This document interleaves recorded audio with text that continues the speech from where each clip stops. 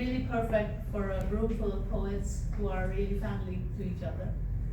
Finding family.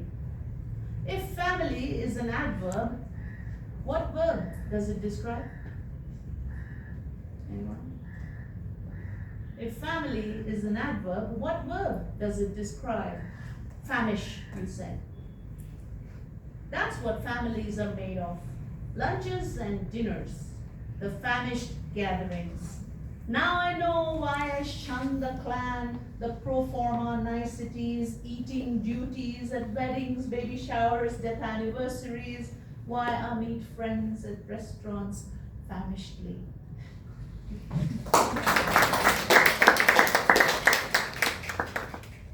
So, I thought I would read a small excerpt from my translation of the Bhagavad Gita.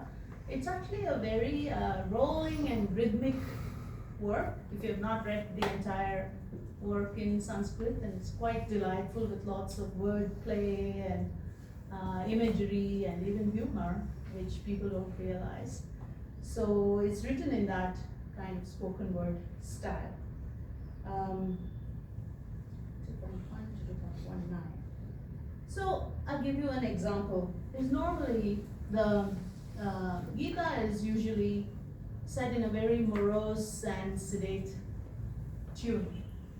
Dharma kshetre kurukshetre samaveta mamakaha pandavaschaiva kimakurvata sanjaya. Like, everything becomes very serious. Of course, it is a very serious work. But that is not the mood of that verse. How does that verse actually feel when you read it in Sanskrit? Dharma kshetre kurukshetre samaveta yuyutsavaha mamakaha pandavaschaiva kimakurvata sanjaya. There's drama in it, yes? Right? So that is the spirit of this poem, which I have attempted to catch.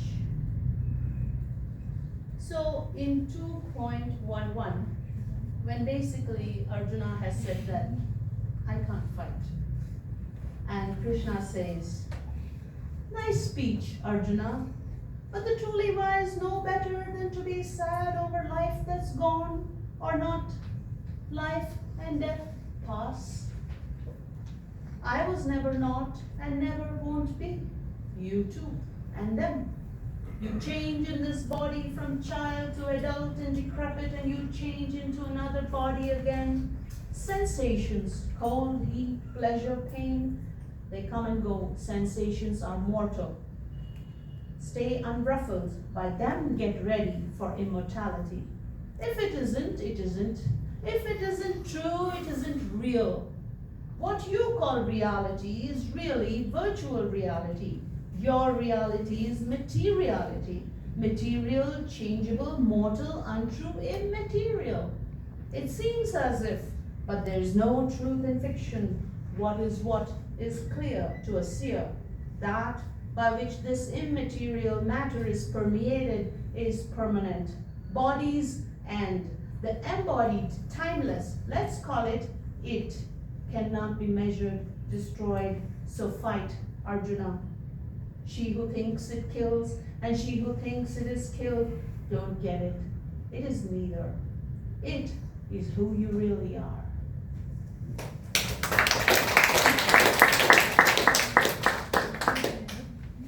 So that was an introduction to that book.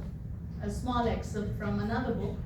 This is the Saundarya Lahari, which is an 8th century hymn written by Shankaracharya, and in over 100 stanzas describes the goddess's beauty from head to toe. And every stanza in it is supposed to be a mantra, and merely reading the Saundarya Lahari is supposed to be Sri Vidya incarnate. So I'll just read a couple of stanzas. There is a long introduction in the book that talks a little bit about the background and tells you about the verse and the work.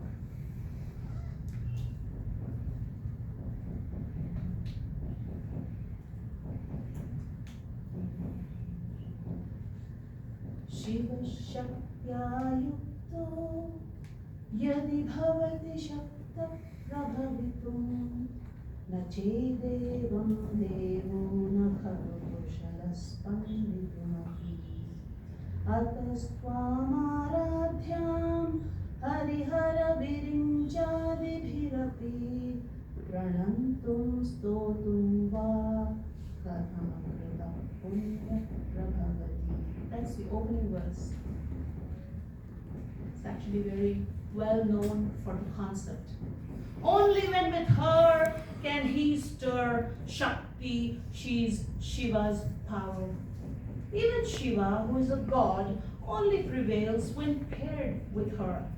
Then how can I, mere I, never did a good deed, meritless I, how dare I even bow to you, even praise you, you whom even the gods Shiva, Vishnu, Brahma adore. And next I'll read you verse 8.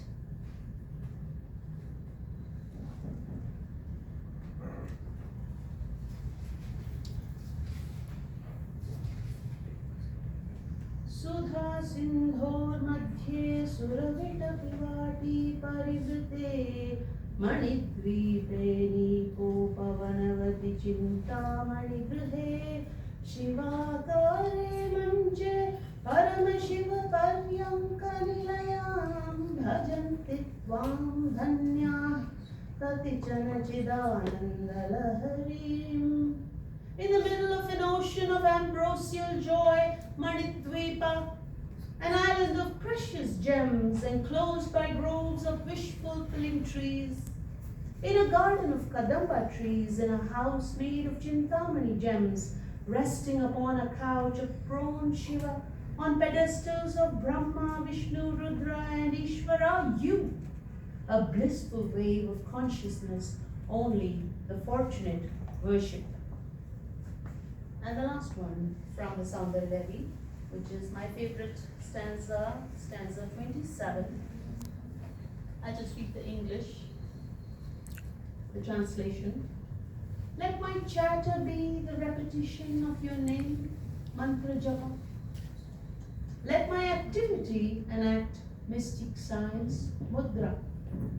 Let walking be the steps of circumambulation, pradakshina. Let all food be offerings to sacred fire, ahuti. May laying down be a prostration to you, pranama.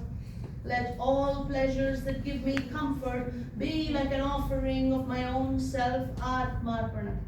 May whatever I enjoy be yours, like recurring prayers.